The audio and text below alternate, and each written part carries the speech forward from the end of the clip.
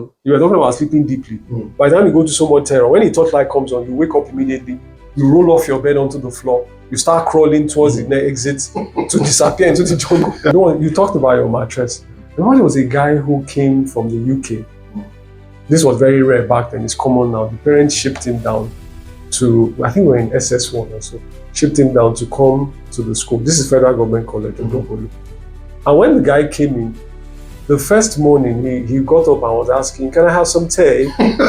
He was totally unprepared. The way they beat him. There's a friend of mine, he was a year my junior. We came from the same church. But that guy lived a whole term in a place, we call it Anwinland. He lived a whole term in that place. This was deep in the jungle. Because you know those federal government colleges, the campuses are like almost universities, how large they are. Seniors were looking for him. He lived in that place. There were pythons. There were all sorts of things. The fear of the senior was greater than whatever. And the children that went to boarding school told me the most horrific stories. One of the ones that made me give real deep thoughts to boarding school was when two boys, we had an altar call for those who said, those of you who have had homosexual experience. And yes, I saw some older boys, and I saw two boys. When I asked them their age, 9 and 10, correction is not guaranteed. When you start doing correction, there's no guarantee you get the same result. But when people, I noticed that when the children being dropped off, and almost all the children, they have Ima and I call a glazed look. It's like a far away, distant look.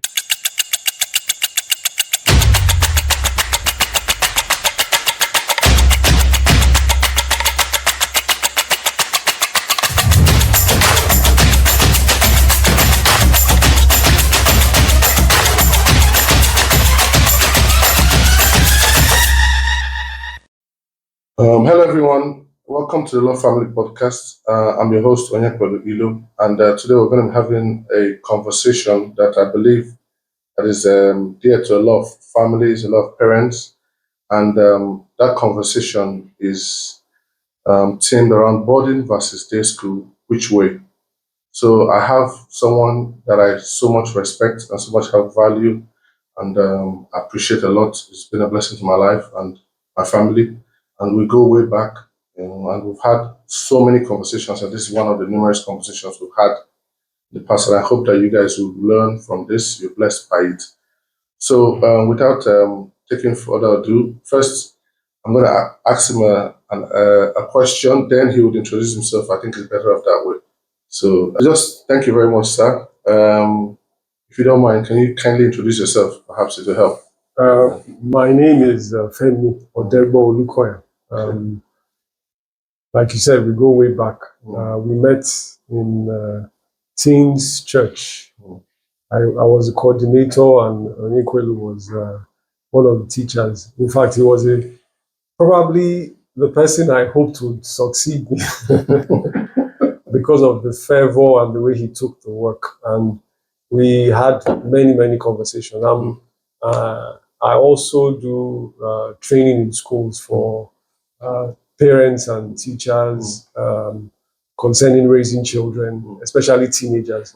And even though I'm no longer maybe in teens ministry in the church area, but it's still a place of interest. And I'm also a father of a teenager who is going to turn 15 in a few days' time, and a daughter who will be also 11 soon. So, but like you said, we've had many pivotal conversations, sometimes heated on topics of parenting and how to. And for me, one of my passions, and even though, like I said, I'm not in teens ministry, I continue to read, expand my knowledge concerning raising children, because there's a generation from my experience in teens church that I feel we are losing. The values we have, and when I say we, I'm saying the people that maybe are a parent, the old school values, they call them old school. Imagine, we used to say things were old school before, but now our values are old school.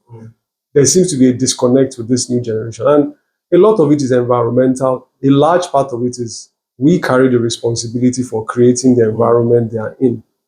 And that interest of finding a way to continue to connect with them. The older I get, the more when I meet teenagers, because parents still bring their children. Like, okay, I have a problem with my child. Can you please talk to them? The first problem I have is they look at me, they see the few strands of gray on my bed, and automatically they put me in the box. That generation. Yeah. And then they give you what they want, what they think you want. They are respectful. And then to connect, you must go to their world. So that makes me constantly keep checking That's good. to understand where they are. That's good. And hopefully that we'll connect and then we can be able to help them. Yeah, thank you, sir, for that. I'm just going to ask you this question. If you were to have a dinner with anyone, dead or alive, who would that be? Dead or alive? Yeah. I saw this on one of your previous Okay. previous episodes. Someone asked me that question and I thought it was very intriguing. So I thought I'd ask you the same. My answer is very, very simple. It's very boring. But then when I heard your own answer, I thought, okay, outside of that, my first desire, there's only one answer. I would love to have dinner with Jesus. Okay. I know it sounds churchy or whatever, but there are so many questions, so many things I would like to hear from him and know from him. But removing that, you talked about some historical figures. This is weird, but I've always had, maybe, I don't want to call it unhealthy, but an unusual fascination with how did Hitler become who he became? Good. I read quite extensively when I was a teenager about his history, and I couldn't get the answer, even his background. There are even suspicions that he had Jewish background, heritage in him. What happened to a man that he became who he became? I don't know if a dinner will solve that, but moving aside from that, I also think I would love to have dinner with Femi Odegbo-Olukoya. Okay. I read a lot of his books when I was in my father's library. My father held him very dearly because maybe my dad would have continued in the family business of kola nut selling, if not for the free education policy of our law. Wow. So my dad you could not say any wrong word about that man in my house, in my father's house. So I read a lot of his books. And I just feel the man was way, way, way ahead. Yes, he had a lot of faults, but he was way ahead. The things he said are still relevant now. And he's someone I would like to maybe talk to. Then, other than that, scientists. But I think you're giving me the one answer that I'm not saying the other guys are not good, but I think Hitler, for one, is very striking. Thank you very much for that. So back to the subject matter for today. I'm just curious to know, can you kindly share with us, did you attend a boarding school or you attended a day school? What are your experiences? How do you think it helped? Or what? Just quickly, what are your thoughts about it? I attended a boarding school in my secondary school years, and it gives me a lot of stories to tell my children. They laugh about so many things, so many people. When I meet my old classmates, my children actually mention some of the names I've told them to maybe. But my experience generally, I would not say was positive. Yes, there were positive angles, but overall, put on a scale, I would not say it was positive, because if I think about the place where the foundations for taking a detour from the narrow path I'm not talking about Christianity, but the path of morality that I was on, because as a child, I was generally quiet. I did well in school. It was when I entered boarding school, I don't think I was equipped for such a place. I came from a polygamous home. I didn't live with my dad. I had a lot of insecurities. And when I was thrown in there, the pressures, I think it damaged many of us. And I believe that a lot of things I had to overcome as an adult came from, there are some good things. You could throw me anywhere in the world, you'll find a way to survive and come up. But then I learned things like lying, character issues. I could lie at the heartbeat. It came naturally because you had to lie to survive. And there were many other terrible things that I remember we did. And I did not focus on my academics because the pressure from surviving in school. Survival became the main thing. Being able to eat and all that. It was when I was in my final year, SS3, the fear of failing and seeing people sitting at home made me, I shut myself in and started reading extensively. But before SS3, everything is a blur. I remember missing classes because you're running from a senior and so on and so forth. Some people thrived. But if I look at the generality of my classmates, it was traumatic, and a lot of them had to maybe readjust themselves for those that turned out okay.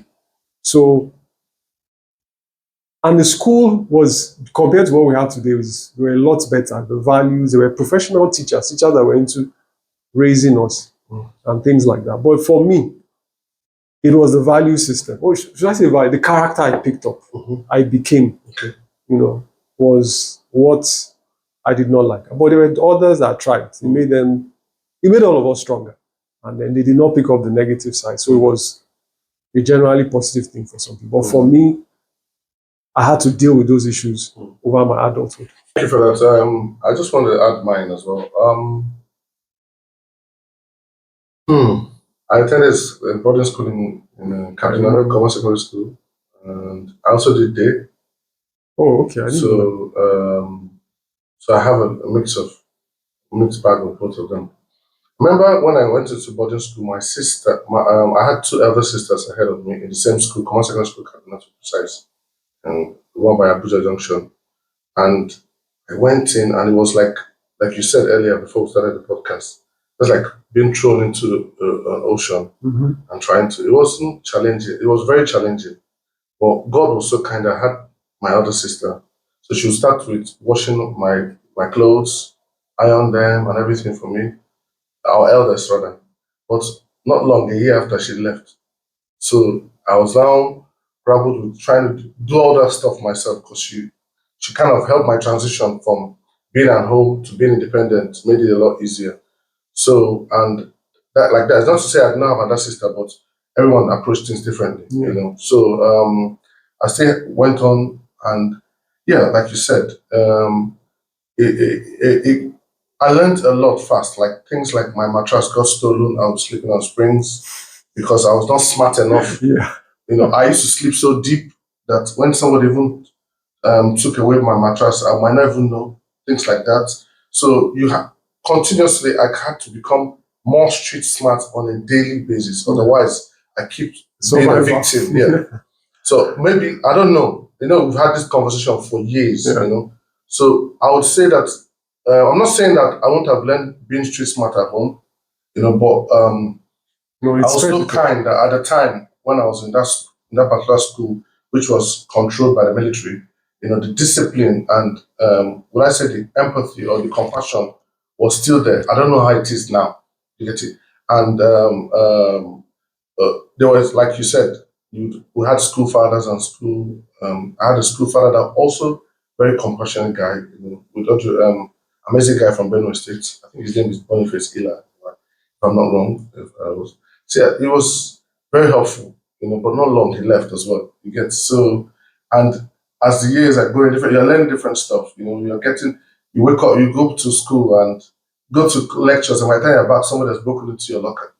So you're now thinking, how do I avoid this from repeating itself? Yeah. Where do I, then you have things like bullying, the other things. And you solve them all by yourself. Yeah, I'm telling you. Nobody helps you. And so maybe now, I don't know about them, maybe then, if you got so kind, you could report to some of the school administrators and they deal with them. I don't know about now, whether people had the guts or the effrontery to report their seniors, so to the teachers and to the authorities, So, but overall, boarding school helped me. You understand me? But it did not work out for some other people I know, So I would say that even to the point that I was exposed to cannabis, but I didn't do it. I was exposed to smoking, but I didn't do it. I don't know why. Maybe it comes back to the arguments some people have. It all boils down to how you're raised, if I use that word, and the values that were already instilled before you were pushed out there. Because I saw people that abused those substances and perhaps what they turned out to be today, So yeah, I also did board day as well, So I have mixed bag of both, So and Um, I can't really. Yes, I went to an amazing, disciplined day school, which was nice and fabulous, and I learned a lot. And I can attribute more of my the academic side of things from me from that school, not necessarily from the other school. With all due respect, let nobody come and bombard me. I learned more from Zamani College than from um, Commerce Secondary School when it comes to the academic side of things. Yeah, that's the key aspect. So these are some of the conversations that I've been having. So within the short time I stayed in Command, I spent more time in Command, and within the short time I stayed in Zamani, I had more academic impact than the long time I spent in Command. You get it? I understand. The all these things need context. First of all, the type of boarding school. If the kind of boarding school you and I are talking about, it feels more like being thrown into maybe some lower level type of war, where they just throw you in there. My children will roll off the floor, roll on the floor in laughter at the stories I will tell them. It's funny, they make very interesting stories, but you don't want to live them. You talked about your mattress. Remember there was a guy who came from the UK. This was very rare back then, it's common now. The parents shipped him down to, I think we were in SS1 or so, shipped him down to come to the school. This is Federal Government College, Odogbo-Olukoya. And when the guy came in, the first morning he got up and was asking, "Can I have some tea?" Odogbo-Olukoya. He was totally unprepared. The way they beat him. You saw your senior. These people are like almost terrorists. The senior is walking on the corridor and you are walking on the same corridor. Are you crazy? You see the senior down, you enter a room, you move away, you lean on the wall, you pretend so that he doesn't catch you. Because, for example, he could just see you and he'll just say, "You dishwasher, come here." For the next 3 hours, you could be washing dishes. I remember packing spoons and plates inside my bag so that I will not return to the hostel until late in the night. Also, people hiding in ceilings because of seniors. Yeah, it's created mango trees. There's a friend of mine that I spoke to him 2 years ago during Christmas. He was a year my junior. We came from the same church. So my wife, his siblings, there were a lot of people around. When we started talking about the school, everybody else kept quiet and was listening to us. And they were just marveling at how we were able to survive. That guy lived a whole term in a place, we call it Anwinland. The Yorubas call it Anwin. I don't know what it's called. It's like, it has a black shell. When you peel it open, it has like orange color. You lick it like a sweet. Then it has a black locust bean. No, it's not locust bean. Then at the core, there's a shell. I think I know what you're talking about. So they call it. So the thing is called Anwin. They call it Anwin. The guy lived a whole term in that place. This was deep in the jungle, because those federal government colleges, the campuses are like almost universities. How large they are. Seniors were looking for him. He lived in that place. There were pythons. There were all sorts of things. The fear of the senior was greater than whatever animal he was. And he lived in that place on Anwin for a whole term. Wow. So didn't you go to class? I said the primary thing was survival. Just surviving. Now, the more you are able to navigate yourself, the more you are able to acquiesce and sort of lose yourself into the system, you'll be able to survive more. Meaning, things like a senior is saying something, you look down, you don't get involved, you will be able to survive. But what the toll it takes on all of us is our academic pursuit. In fact, I forgot I had academic excellence in that school. When I was in primary school, I went to one of the best schools in Ibadan, and I won prizes there.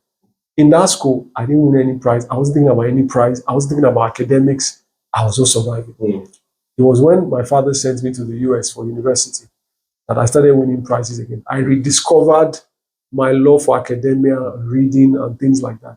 In that place, my main thing was survival. And wouldn't you say that some of the things that you learned, because yes, it's burden, but at the same time, that's survival is also part of what you came there for. Wouldn't you say that survival helped you when you went to New York? Because you went at a young age. Yes, Sorry to cut short, because I remember when I did my master's degree in University of Glamorgan in Wales, that some people were just coming to university. They've never washed their laundry, done their laundry before. They've never washed the pots. They don't wash their plates normally. Their mom did everything, and they came there. Some people, when I say this, some people cringe. I saw a document, an article on the Metro in the UK that some ladies, with all due respect to them, they will rather buy a new underwear than wash the old one. And at some point, they will flip it over to use. Maybe because they don't do their laundries at home, or maybe they run out of money because they will normally go to the universities will have like a coin machine. They don't have the money. So my question again is that, do you think that the survival aspect you learned from from your boarding school, did it help you when you went and you're still on your own in New York? yes, it did. Now I want to put that in context. For a long time, I was sure I was going to send my child to boarding school. Even though my son, like I said, my son is 15, I always tell him and the mother that I wish I could send him to boarding school for a term, just for those things to hit him, because I cannot reproduce some of those things. And those lessons are invaluable. But the more I lived with my wife, and she grew up in a more sheltered system. The parents, she went to day school, she went to university in the same town as her parents, went home periodically. I began to see that even though she may not have the experience of maybe terror or challenges that made me know what to do when there's chaos. I mean, give you an example. Some of the leftovers of when we got married, my wife maybe wanted to sleep on the side of the bed closer to the door for whatever reason that day, and I said I couldn't do that. She kept asking me. It wasn't something I really thought about, but I just couldn't. Like, but I don't want to sleep in the corner. Until I thought about it for a while, I realized that when I was in boarding school, when you pick your bed, you pick a place where there are multiple exit points, where if a torchlight comes on, you were talking about sleeping deeply. By the time you go to so much terror, when a torchlight comes on, you wake up immediately, you roll off your bed onto the floor, you start crawling towards the exit to disappear into the jungle. That's some worse things. Like that is your default mode. Yeah. No matter how challenging the day is, a torchlight comes on, not even before the voice, you roll off, you start moving, run away, ask questions later. Yeah. So to sleep in a place where it is enclosed, my brain went into overdrive. I can't do this. I need a place where I can escape. I had to actually process it and calm myself down. Now, if I compare myself to my wife, you throw her in the deep end, she also thrives, but hers comes from an internal strength. There may be this is so stressful thing. I may have a more, okay, this is life, let's go on. But she will, sooner or later, she's going to find her footing because she has an internal strength that comes from security. And in reading, trying to understand these things more, over the years, as I've done more study, I found out that part is very, very important. You talked about going to boarding school from a system where you had a bit of stability. That gave you a internal strength to be able to say no to some things. I came from an insecure place. Yes, I didn't get involved in some things. People drank beer, I didn't get involved. The reason why I didn't get involved was I knew if anything happened to me, my dad would blame my mom. And in a polygamous setting, that's the worst thing you can do to your mom. So that it was more like I want to protect my mom. But a lot of things I failed in because I did not have the internal security which parents and a stable system provides for you. We are preparing them for a time where they will go into the world and they'll be left to their devices. You cannot replicate everything they will see. It is the internal strength you have built in them that the things you are facing now, maybe in a technological world, you did not see it in command. It may have given you some structure. But so that has made it clear to me that it's maybe not as the experiences of challenges is not the only way you can survive challenges. There can also be being a strong person inside.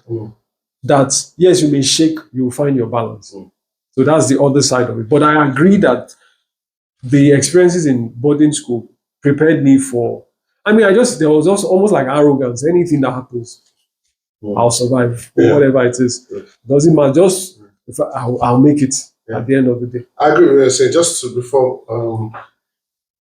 in addition to what you just said, it's because some people can be academically genius, but their inability to cope with some of those things that maybe the streets has helped us make them become victims or vulnerable to bullies, or even in the workplace, because bullying still happens even at the workplace. So they could be smart, they could be fantastic at what they do, but some people can prey on them because they've discovered their weakness, and they might not do well as they should do. And also it affects their confidence in settling down with someone, or the boldness to even approach a woman and say, I want to get married to you, or what have you. So I believe that from what I've gone gained what you said, it's all encompassing, and thank you for sharing those things. I'm sure people are learning a lot, and people can relate with the things you've shared, irrespective of where their boarding schools are across the world. So just take us forward. How has your perspective on your boarding school or your schooling affected you since you became a parent? And your views about education, how has it affected you? Well, it had a huge impact on me. I think it's various parts of life we are who we are by our experiences. And going to boarding school was a very big part of my life until maybe becoming an adult and then dealing with some of the issues. So at the beginning, when I had my son, which I think you were around then, shortly after as I was growing up, I was more of a tough disciplinarian in my approach, in my thoughts towards parenting. And I had a very hardened perspective, like, don't take nonsense. But at a point, as I observed my son, I just, as a little boy, I just thought to myself, you kill this boy. You can't, you also have to find a level playing ground. And of course, one of the benefits of dealing with teenagers for close to over 15 years is you see a lot of, even if you don't get all the right ways of being a parent, you see a lot of wrong ways producing the wrong type of people. And that has driven me to try to be better because of my own experiences. I wanted my son to go to boarding school. I thought it would shake him up. But like I said, my wife's life, because the woman is actually tougher than many people that went to boarding school. She is a tough person, as in internally. Yes, she has this mix of, she's very generous, but then she's a very tough person. And she can't you attribute that to her upbringing? Her parental influence on her was a key factor. Okay. And the more I talked to her, because all those platforms I did not have, there was no normalcy in my life. The more we discussed, the more we analyzed. First of all, I noticed in myself, I saw in myself a lot of issues I had to walk back on. Then asking her more questions. Where did you get this from? How did you become like this? And her self-analysis made me realize there were alternative ways than just being the hardened person. And then the more I looked at people in boarding school, then I don't know if you remember, at the time we used to have JBS, and we camp up those between, they decided, I think 1,000, it grew to 2,000 or over 2,000 teenagers for 2 weeks. The last few days, we used to have all this, what do you call them? Revival kind type of meeting, not Bible study, where we prayed and all sorts of manifestations begin to happen and all that. And the children that went to boarding school told me the most horrific stories. One of the ones that made me give real deep thoughts to boarding school was when two boys, we had an altar call for those who were, we used to divide, if you remember, divide girls and boys so that they can be themselves. And we said, those of you who have had homosexual experience, I think in that camp, I found there was a girl that was led to, and interacting with her, I found out she was a lesbian. So that became an issue in one of our meetings. And we said, let's make an altar call. And yes, I saw some older boys, and I saw two boys. When I asked them their age, 9 and 10, I asked them, do you understand why what we are saying, they should come out? They said they understood. I told them to explain what homosexual. They did. I was stunned. I asked them, how did you become? Apparently, their housemaster was playing for them and abusing them. Sorry, house must have been like a teacher. The teacher who lives with them. In the boarding school, especially the younger classes, they put some teachers close by. They may not necessarily live in the same, but I think in the modern system, the housemaster actually lives in the same building. In our own time, they live close by. So the house lives close by, like in the staff quarters. Staff quarters, but with them, they actually live in the same place with them. And the education, digressing a bit, the education system in Nigeria right now, I am concerned about people sending their children to boarding school. From my interaction with teenagers, the reason why I'm here today, it's not convenient. You see me checking my time, I have things to do.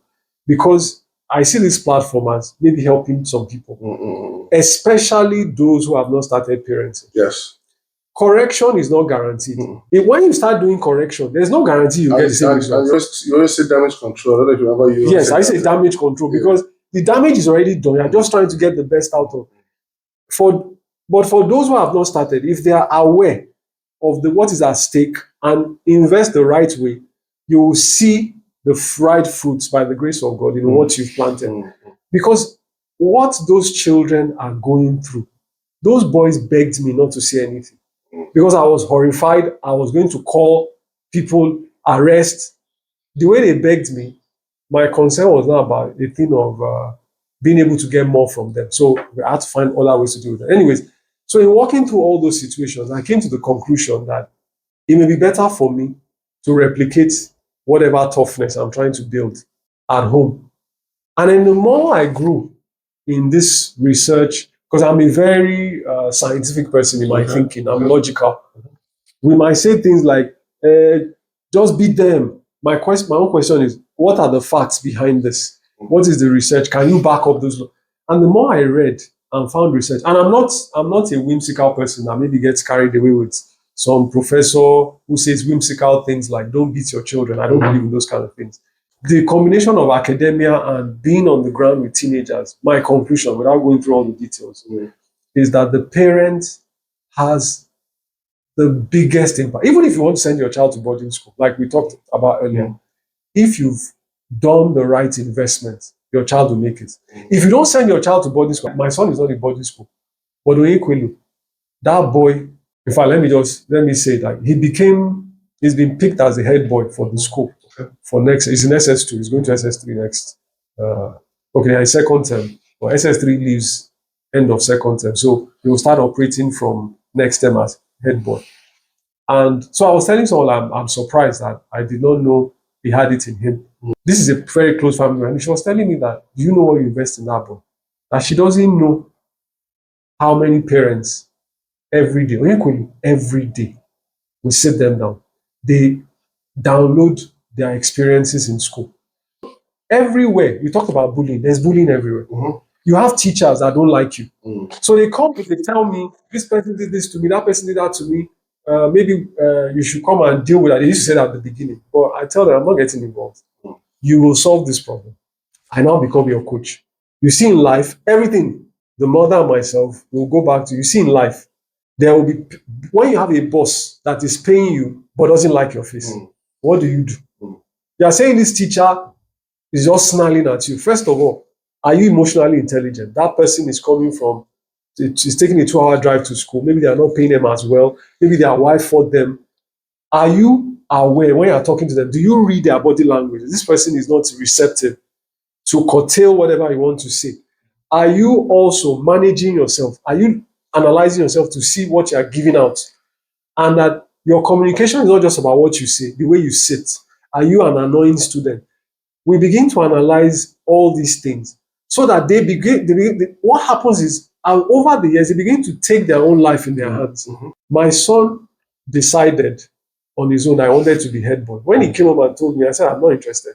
I want good results in WAEC and JAM so you can move on. I need you to focus. I'm not interested in this cool stuff.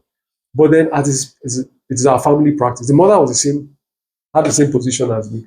He stood before us with his sister and made his case. This is the reason why I think I am qualified. Because I told him, if you want to be head boy, you don't want to be head boy, you just carry title. You will do something. The values we carry.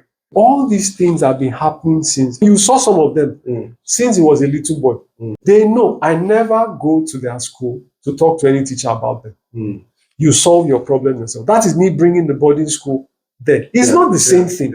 It's not as severe. I get what you're saying, because one of the challenges that I still do trainings in schools is one of the last questions I got to one of the schools I went to is how do we tackle parents coming to It's terrible. talk to the teachers, or maybe They attack the teachers because of parents. They had that conversation. So go ahead, sorry, I just remember that. So they've seen some of that happen before.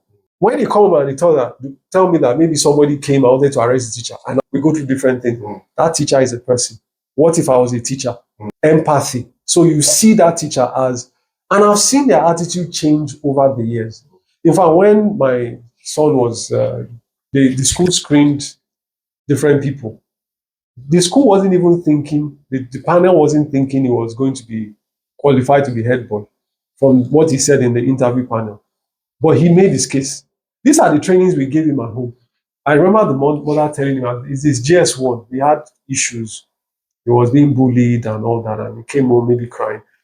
And we started analyzing for him. Are you aware what you are doing? The cues you give out that invites bullying. Yes, some people just want to take it to school officials, which is good. I'm not saying there's anything wrong with that, but I see it as a learning opportunity since he's not going to boarding school. We talked to him. I remember the mother coaching him on how to talk to girls, demystifying the whole thing about girls, while his peers became shy when puberty hit. Their mouths get tongue-tied in talking to girls. His classmates gave him a name, Solomon, because he's cool with all the girls. He has a harem. That came from the training from the mother. While that is going on, there's also the training about don't associate yourself with one girl as girlfriend. These are the reasons. I equip him. I show him the potential damage that can lead on. So what we are doing over a long period of time, we are building internal strength in him to make choices for himself. Thank you very much. I'm sure everyone's learning. I'm learning. So I'm sure a lot of people are learning. And I know we've had this conversation several times. But still, I'm learning because it's good. So I also wanted us to have this conversation in, let's say, I would say UK, for instance, and you stayed in New York as well. So parents are also facing this challenge abroad. Some people have to ship their parents, like you said. I had in my second school in Command, people came from abroad. Also, there's boarding schools in the UK and abroad, just like the conversations we had before podcast started.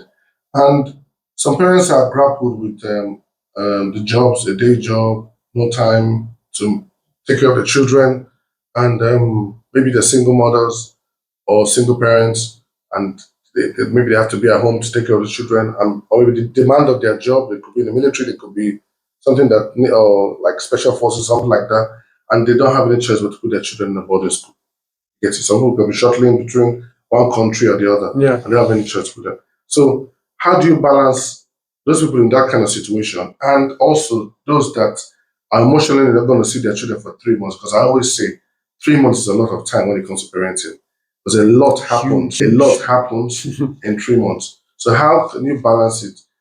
Considering also some people don't have the liberty to commute to school, to do the school run, take the children to school, bring them back, and all those challenges. Okay, got that. Then let's put them in a boarding school.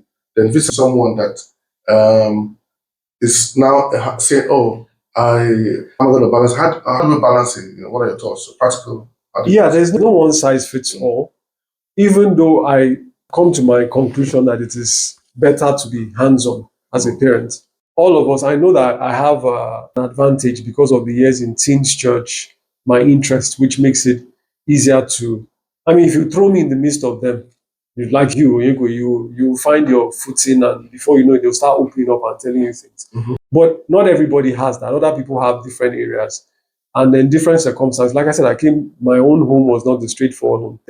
The number of single parents, teenagers I deal with personally, that is quite significant, especially women. So there are all kinds of scenarios, and like I said, there's no one size fits all. I think even in your situation is not ideal, there are some key ingredients you should not miss out on. You have a major impact on your child. Your indifference has a major impact. Your care has a major impact. Inaction has a major impact. So if you have limited time with them, maybe you travel a lot, I will say make it impactful. One of the things I think helps is you need to be, what's that thing? My wife's always using that word. Anyway, I'll call it to be deliberate in what you're doing. Some people, like some parents, may just want to enjoy the presence of the child. There's nothing wrong in that. It's good. But if you have limited time, make every minute count. Let the fun count. If you guys say we're having movie nights, don't just go and watch Avengers unless there's a purpose you have. Let there be purpose to that thing you are doing. When we watch movies, they have limited time on devices and those things. I'm the person that curates the movie. That's my family responsibility. I research the movie. And 98% of what they watched are motivational stuff, true life stories, people overcoming odds. We enjoy it. There will be jokes inside, but we're also learning something. You must be targeted and purposeful. And you need to make impact. You know, there's what's called the emotional intelligence of you as a parent must be very high if you are going to be far away from each other. Because even in a day when things drop in my children, and when they come home, I know something has entered this data system, and then we have to unpack it. So for you to be sensitive to pick that up, because even people in day school, if you know what goes on in my children's school, it's a Christian school. Because of the closeness we have with our children, like I said, every day they come, they download. Some days it's 15 minutes, you don't have enough time. But maybe during the weekend, it can be 2 hours where they just talk. At the beginning, because most parents will tell me that, no, they just say, school was fine. You ask open-ended questions. When it becomes a tradition, you find out they want to talk. Then when you are doing that, you need to be very sensitive to pick up that, okay, this is an issue. Because they won't tell you everything. And you focus on it. Now, to get there, because I want to be practical, you must start your investment early. Even if you've not been investing, you can start now. That means when they're on holidays, actually make them your occupation. As in really zero in on them. If you have teenagers, talk about them having girlfriends. When they don't answer you, talk them stories about you having a girlfriend or boyfriend. How maybe something went wrong. Let them laugh. Laughter is a very powerful thing. And let them relax, and then you begin to bond. But the point I want to make, which all of us will have to decide how we do this, you must make impact in the period you have. Then that impact, once you've made impact and you're connected, when they are departing, your impact will include passing on the values of who you are, what they're about. You then remind them, you appeal to them, you equip them. If you've done your work, you started your work early, your children should already have a core that is centered around your values and your system. It doesn't always mean that the children will, a child that is well raised will not miss it. There's no guarantee in that in life, but you have the best chance when you've already invested in them. And if you are starting late, then I would suggest to get other people involved. As you also, but just try and have impact anytime you are with them. And then you pray to God and let everything work well. Yeah. I really appreciate what you're saying. And just aside, before I ask my next question, is that this whole thing boils down to a parent that I always say to that to people, not every parent, what's the word? Not every father or mother is a parent. I don't know if you agree with that. I tell my children, I said, I wish they would give us licenses before we become parents. So they give you basics. You are very right. Yeah, because in addition to the things you shared and my own experience, because I still work in this church, is that you find that a lot of people are fathers and mothers, but they're not parents. They're not parents. There's a big, wide gap. It is huge. A huge gap. So when they bring the children to church, with all due respect to them, they expect magic to happen within a few months. Like fixing. Yes. Or they go to the school and expect wonders to happen. Like you also pointed out, it all boils down to the foundation and the intentional parenting.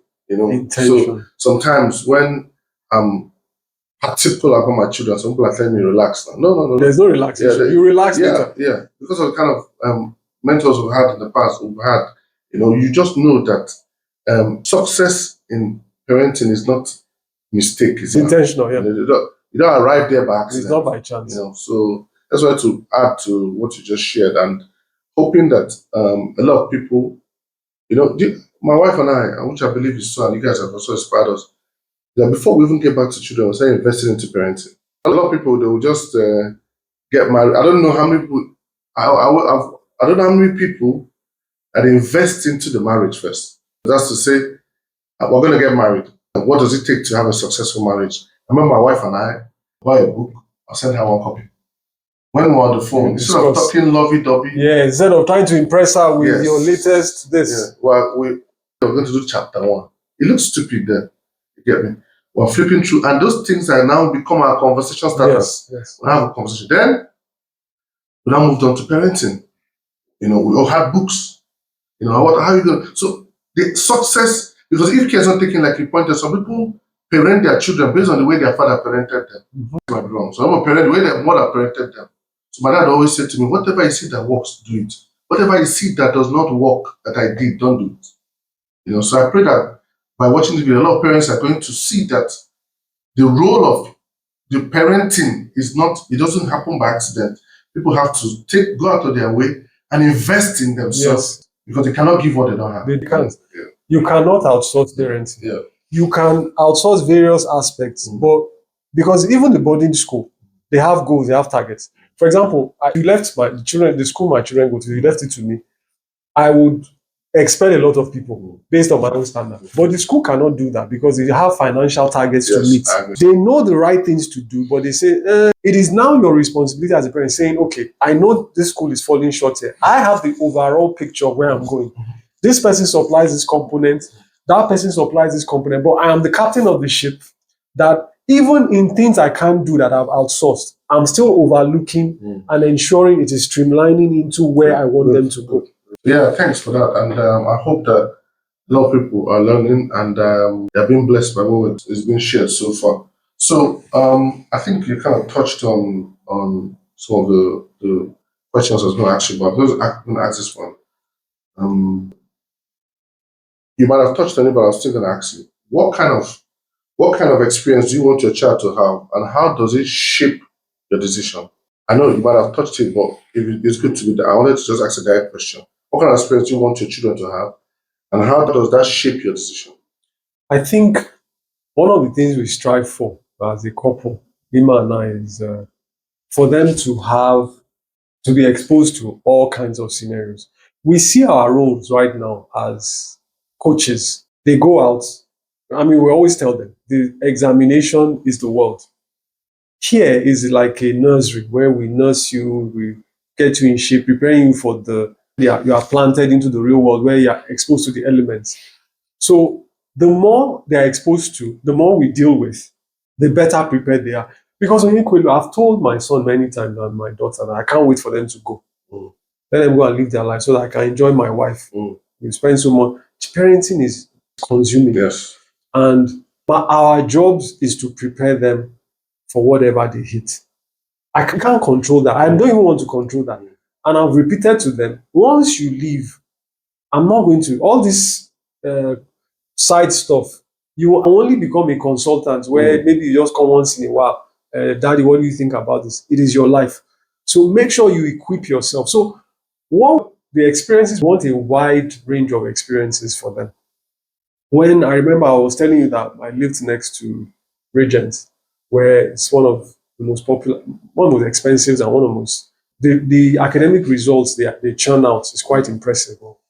So, I mean, we talked about it, especially with the proximity that maybe they will send them there. But when I noticed that when the children being dropped off, because as I'm driving out in the morning, I see the long line of aristocratic children in cars going to the school, because it's a very expensive school. I think they pay even in foreign exchange, not naira, being driven into the school. And almost all the children, they have Ima and I call a glazed look. It's like a far away, distant look, a bored look that you find with aristocratic children. I've seen a lot. Nothing impresses them anymore. And for my own exposure, growing up, being around people that are wealthy, I became concerned. If we drop children here, they are being trained to go to foreign countries to live the highbrow life. they are not being prepared for any. Well, I don't know the content of the school, but from the outside looking in, the way they behave, if suddenly something hits the family fortune and they have to go to public school, maybe GSS Gariki, can they make it? Or even attend the Nigerian government university. Yeah, yes, university, Nigerian university. Can they make it? Children that if you buy them stuff, they are not impressed. And we agree that this is not where we want our child. Now, the education is important. It will seem as if they give maybe a very high quality education, which is very important. But like we were saying before the show, in my research, what I found out is that education is not the key thing to success. Education is not. The key thing is character. We have a lot of educated demons running around. I said education is not the key thing. If you look at what makes a person really successful, from the research, there's one research that I read in this book, How Children Succeed or something like that. It's a very good book to read. And they followed for decades a group of children in New York.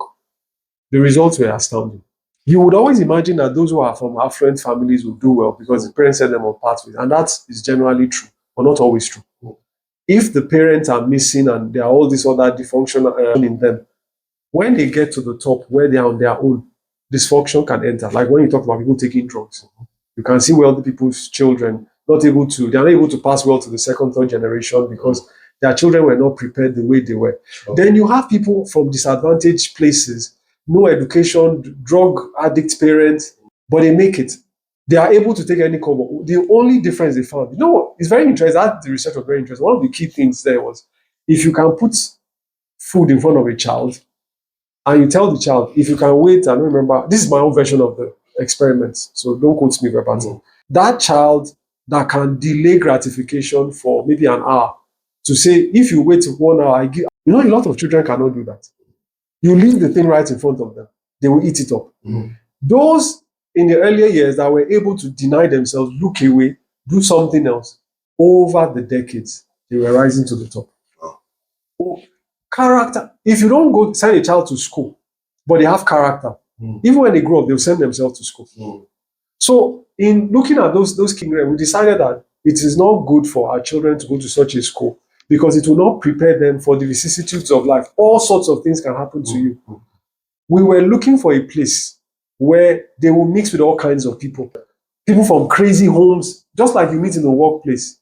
And then every time they meet those challenges, they come home. We infuse them with strength. You're able to face this. You're able to do that. So our key thing in raising them is expose them in different ways. And at a time when we said, okay, these children are very used to this Nigerian environment, we also took them outside. Let them see there is more. Do you know, when Anu, after staying in Battersea, he didn't come to where we stayed. Very, very. And he came back and he said, how can he live in that place permanently? And others, something had opened a portal had opened in his mind. Something different. When he are traveling to meet maybe our grandparents, we tell them different. Like last Christmas, Ima was reminding them that her mom and her father went through the Civil War. They were in the East in the Civil War. It is a good opportunity for them to find out what they experienced. Now, we could just go, hey, grandma, and just play. But that's how we are going here. What new experience can they be exposed to? What new portal can be opened in there? So when they sat down with the grandmother, and the grandmother was telling them how they chased lizards, they had to eat just grass, you were seeing them, wow, how did you survive? Another portal is open. So the main thing for us is just expose, but expose and bring back and remind them of our values, strengthen them in it. That is how we try to approach what we would like them to be raised. Sure. So we've come to the end of this, but I just wanted to share your final thoughts because some parents will be on the edge as regards to, do I take them to boarding school after all this, and do I take them to private day school, because we've touched both sides. So what are your final thoughts or advice for anyone that is deciding, what do I do? What are your thoughts? I think nobody knows you like you. The first thing is that each person has to be open and sincere about their situation. I would say, ideally, I believe the children should be mostly at home. Even if you want to send them to boarding school, maybe senior secondary, when there's a, and there are different factors. There are your children. You look at your child. Can my child, do they have the strength? Have I put something in them where I can believe that they will go and come back normal? Because all sorts of crazy things happen in boarding school. But even no matter what I say, the ultimate decision lies with you. Yes, it does, but nobody should feel guilty if your circumstances will not allow you to do that. Yes, there are things like you can scale down your lifestyle to be more available for the children so you can make it happen, or invest more to make them being around you more available. If those things are not there, just do the best you can with what you have. And above all, make every encounter with them impactful. Thank you very much for that. Yeah. I appreciate your time, and I'm sure everyone has learned a lot. So whatever divide you are, whether boarding or day, whatever decision you want to take for your children, you've heard it from him. And it would be nice for you guys to do your research, and because your case might be specific or unique to you. So I'm sure a lot of people haven't watched you, wondering how do they keep in touch or follow you on other social media. What are your handles, or is it something that because definitely people want to get to know more about you or learn from you more? Okay, I'm on social media, but I use my social media to read other people's stuff. I'm not.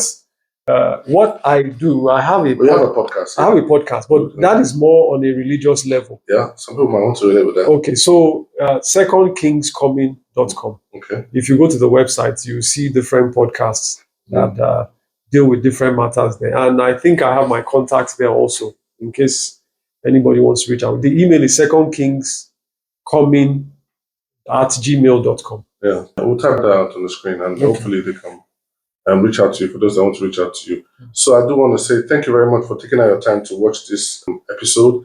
I'm sure you've learned a lot. This is not to say that we've answered all the questions or ticked all the boxes that has to do with boarding or day school, but this is just for us to spark up a conversation. So please feel free in the comment section, share your thoughts and share ideas, share your experiences, share your wins, share whatever it is that you need to share, and also share this video so people can learn and be blessed by it. One thing I always say to you, keep winning, keep doing all that it takes to keep improving your family, and our is that your family remains knitted together forever. Thank you very much for your time, and I'll see you next week for another episode. Thank you. Thank you for coming, sir. Thank you. Bye-bye.